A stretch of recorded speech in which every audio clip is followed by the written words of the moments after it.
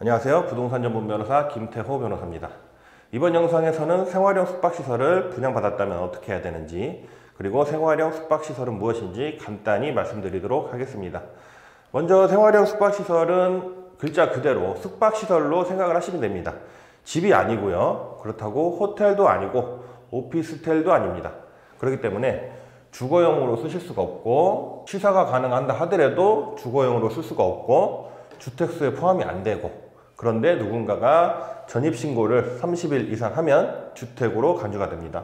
그리고 주택이 아니기 때문에 분양권 전매가 가능합니다.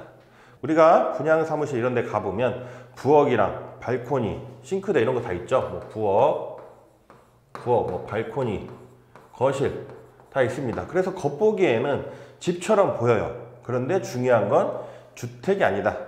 그리고 누군가 여기에서 전입신고를 하면 주택으로 봐서 이렇게 되면 주택으로 인정해 주는 게 아니라 잘못하면 이행강제금이 나옵니다. 생활형 숙박시설에 대해서 한마디로 제가 정의를 드리면, 겉은 주택인데 실질은 주택이 아니다, 이렇게 알고 계시면 되겠습니다.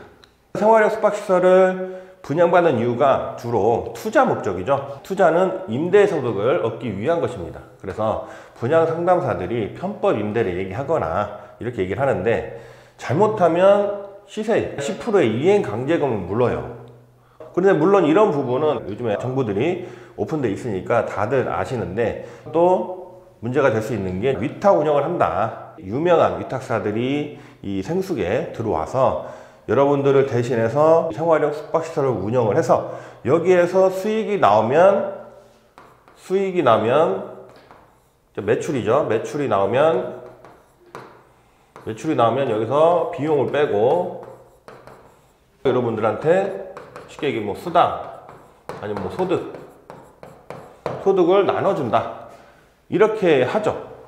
그런데 문제는 이 주로 생숙은 관광지에 많이 있습니다. 관광지도 그렇고 뷰가 좋은 데 많이 있죠. 그래서 여름이나 휴가철에 관광객들이 오면 그 사람들한테 이거를 빌려줘서 거기서 호텔처럼 운영을 해서, 로비도 다 호텔처럼 만들죠. 호텔처럼 운영을 해서 거기서 돈을 벌면 비용 빼고 나머지 수익을 여러분한테 줄 거고, 그 비용이 대충 얼마 정도 된다, 수익이 상당하다, 수익률이 상당하다, 이렇게 광고를 하는데, 문제는 우리가 대출을 끼잖아요. 대출을 끼기 때문에, 그리고 요즘에 금리가 오르고 있기 때문에 그 수익과 금리를 비교했을 때 그 수익이 요즘에는 마이너스로 하는 경우가 많이 있습니다. 그리고 관광객들에게 좀 의지를 하기 때문에 경기가 안 좋아지면 관광업이 가장 큰 타격을 입죠. 그래서 이런 변동성에 따라서 안정적인 수익을 얻기가 힘들다. 겉은 주택이기 때문에 주택 임대 사업이라고 생각을 하고, 대신에 주택에 대한 규제가 많아가지고 생숙을 선택을 했는데, 근데 나중에 알고 보니까 이거는 주택처럼 사람이 계속 살 수 있는 게 아니란 말이에요. 손님들이 와서 하루 이틀 묵고 가고 호텔처럼 운영되는 거기 때문에 경기가 변동돼서 관광객이 줄거나 그 생숙에 대한 관심도가 줄어들게 되면 수익도 당연히 줄게 되는 것입니다. 그런데 위탁사 입장에서는 어떤가요? 위탁사가 예를 들어서 호텔을 본인의 자본으로 매수를 하든 임대를 하면은 월세를 내겠죠, 위탁사도. 그렇게 해서 호텔을 운영을 하면 자기가 자기 책임하에 운영하는 거기 때문에 좀 위험 부담이 있죠. 그런데 생숙 같은 경우는 여러분들이 생숙을 분양받아서 소유는 여러분들이에요. 그렇죠? 여러분들의 소유고, 그 관련된 비용이나 세금도 다 여러분들이 내요. 대신에 여러분들이 수익을 가져간다고 하지만 위탁사는 대신 운영을 해서 자기네들 위탁사에 수익도 들어가는 거죠. 그렇게 되면 위탁사는 남의 재산으로 운영을 해서 장사를 해서 거기에 대해서 수익도 분배를 하지만 본인도 수익을 가져가는, 즉 위탁사는 위험 부담이 별로 없이 수익만 가져갈 수 있는 구조로 저는 생각을 하고 있습니다. 그래서 위탁사 입장에서는 일타쌍피다, 이렇게 생각을 합니다. 그래서 문제가 많죠.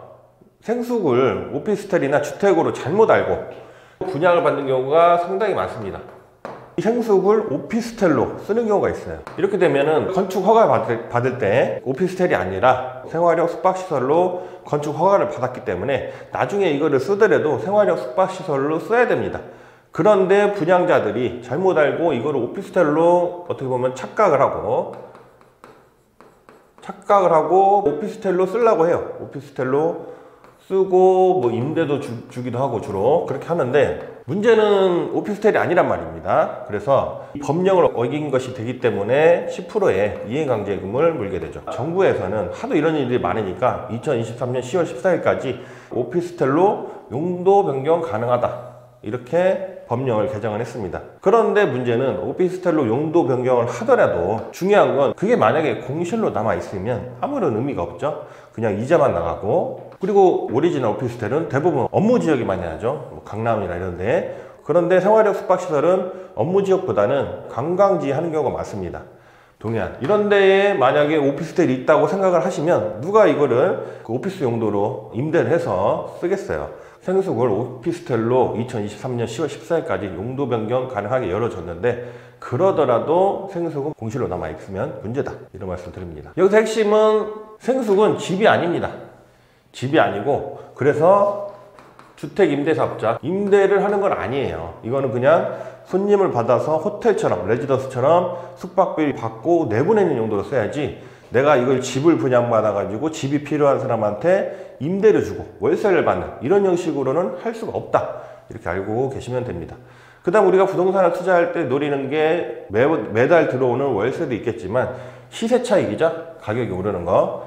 근데 생숙이 과연 시세 차익이 있을지, 그거는 대단히 부정적이라고 생각을 하고 그냥 시세 차익은 없다고 보시는 게 좋을 것 같습니다. 결론은 생숙은 그냥 분양을 안 받거나 초창기에 생숙이 뜨거웠을 때 어느 정도 플러스 피를 받고 나온 사람이 승자다. 현재 대부분 옛날에 뭐 한창 뜨거웠던 생활형 숙박시설들 보면은 대부분 마이너스 피가 붙어 있어요. 5천만 원에서 뭐 2천 요 정도 마이너스가 피가 붙어 있어요. 내가 2억에 분양받았으면 1억 5천에 이거를 다시 판다, 이런 분들이 많습니다. 그 이유가 뭘까요? 당연히 수익도 안 나고, 호언장담했던 위탁관리사들은 대부분 영업이 안 되니까 뭐 계약을 해지한다, 어쩐다, 이런 식으로 발 빼고, 그러다 보면은 생활형 숙박시설을 분양받은 사람들끼리 모여서 이걸 운영하든 뭘 해야 되는데 현실적으로 그게 잘 안 됩니다. 각자 모르는 사람들이 수십 명이 모여가지고 협의를 해서 이런 생활형 숙박시설을 공동으로 관리하고 운영한다? 그거는